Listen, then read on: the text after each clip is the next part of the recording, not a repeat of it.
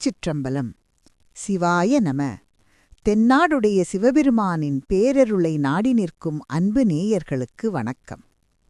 இன்று நாம் காணவிருப்பது மணிவாசகப் பெருமான் திருப்பெருந்துறையில் அருளிய திருப்பள்ளி எழுச்சியின் 4ஆம் பாடல். முந்தைய பாடலில் அடியார்கள் இறைவனின் வருகையை எதிர்நோக்கி நின்றார்கள். எப்போது எமக்கு அருளுவாய் என்று ஏங்கினார்கள். ஆனால் இந்த பாடலில் அந்த ஏக்கம் முற்றி, இறைவா, நீ எங்கும் இருக்கிறாய் என்று அறிஞர்கள் சொல்கிறார்கள். ஆனால் அது மட்டும் எங்களுக்கு போதாது. எங்கள் ஊனக்கண்கள் குளிர நீ நேரில் வந்து காட்சி தந்து எங்கள் பாவங்களை அறுக்க வேண்டும் என்று உரிமையோடு கேட்கிறார்கள். சக்தி தத்துவம். இப்பாடலில் சிவபெருமானை எழுப்புவதாக அமைந்தாலும் உள்ளுரைப் பொருளில் இது ஆன்மாவின் மலங்களை நீக்கும் திரோதான சக்தி பின்னர் அருள் சக்தியாக மாறும் தருணத்தை குறிக்கிறது. உயிர்களின் ஏதங்களை அறுப்பது அம்பிகையின் கருணை வடிவமான அருள் சக்தியே ஆகும். வாருங்கள், அந்த பரம்பொருளை துயிலெழுப்பி நம் வினைகளை அறுப்போம்.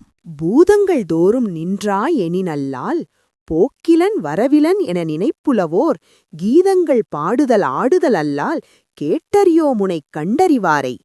சீதம்கொள் வயல் திருப்பெருந்துறை மன்னா, சிந்தனைக்கும் அறியாய் எங்கள் முன் வந்து ஏதங்கள் அறுத்து எம்மை ஆண்டருள் புரியும் எம்பெருமான் பள்ளி எழுந்தருளாயே. இந்த பாடலின் ஒவ்வொரு சொல்லுக்கும் உள்ள எளிய பொருளை முதலில் பார்த்துவிடுவோம். சீதங்கொள் வயல் திருப்பெருந்துறை மன்னா, குளிர்ச்சி பொருந்திய வயல்கள் சூழ்ந்த திருப்பெருந்துறைக்கு அரசனே.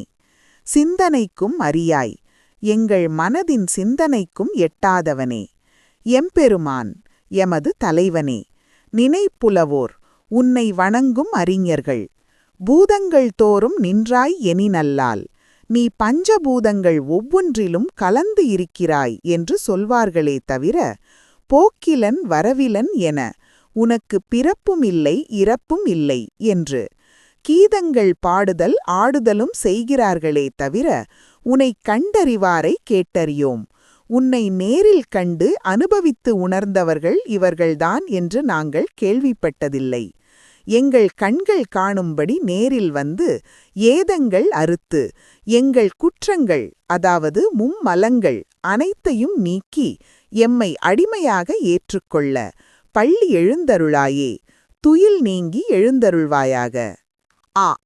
பாவை நோன்பு நிகழ்வு மற்றும் உவமை நயம். மாணிக்கவாசகர் இங்கே வைக்கும் வாதம் மிகவும் சுவையானது.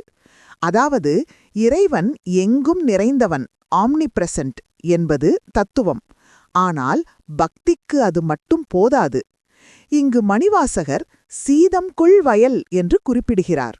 சீதம் என்றால் குளிர்ச்சி. வயல்களில் நீர் நிறைந்து குளிர்ச்சியாக இருக்கிறது. இதன் உட்பொருள் என்ன தெரியுமா? பிறவி என்பது ஒரு கொடிய வெப்பம், தீ. அந்த வெப்பம் தணிய வேண்டுமெனில் இறைவனின் அருளாகிய நீர் பாய வேண்டும். திருப்பெருந்துறை அத்தகைய குளிர்ச்சி பொருந்திய தலம் என்கிறார் மாணிக்கவாசகர்.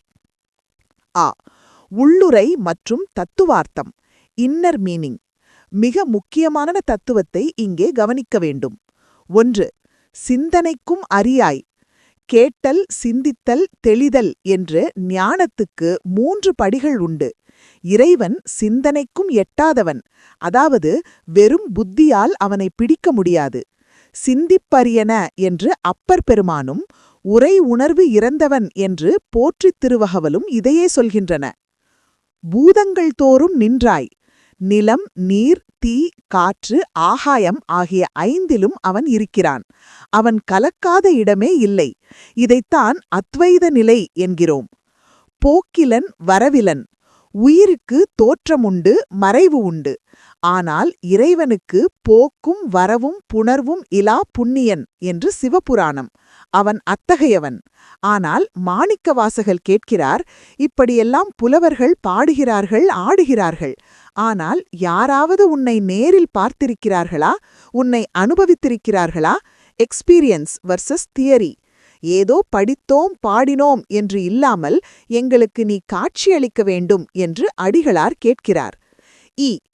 ஏதங்கள் அறுத்து, மையக்கருத்து. இப்பாடலின் உயிர்நாடி ஏதங்கள் அறுத்து என்ற வரிதான். ஏதம் என்றால் குற்றம் அல்லது துன்பம். சைவ சித்தாந்தத்தில் இது மும்மலங்களை ஆணவம், கர்மம், மாயை குறிக்கும். ஏதம் தீரத் தொழுமீனே என்கிறது தமிழ்மறை.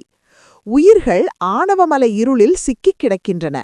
இறைவன் நேரில் வந்து குருவாகத் தந்து தீட்சை தந்து அருளினால்தான் இந்த மலங்கள் அறுபடும். அதைத்தான் எம் கண்முன் வந்து என்று அடிகளார் கேட்கிறார்.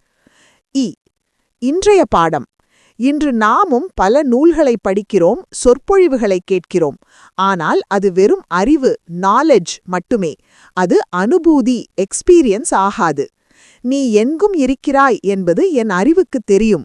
ஆனால் நீ என் முன் வந்து என் கர்ம வினைகளை அறுத்தால்தான் என் ஆன்மா கரையேறும் என்று இறைவனிடம் உரிமை போராட்டம் நடத்துவதே இந்த பாடலின் சாரம். அத்தகைய அனுபூதி நிலையை அடைய அந்த எம்பெருமானின் திருவடிகளை சரணடைவோம். திருச்சிற்றம்பலம்.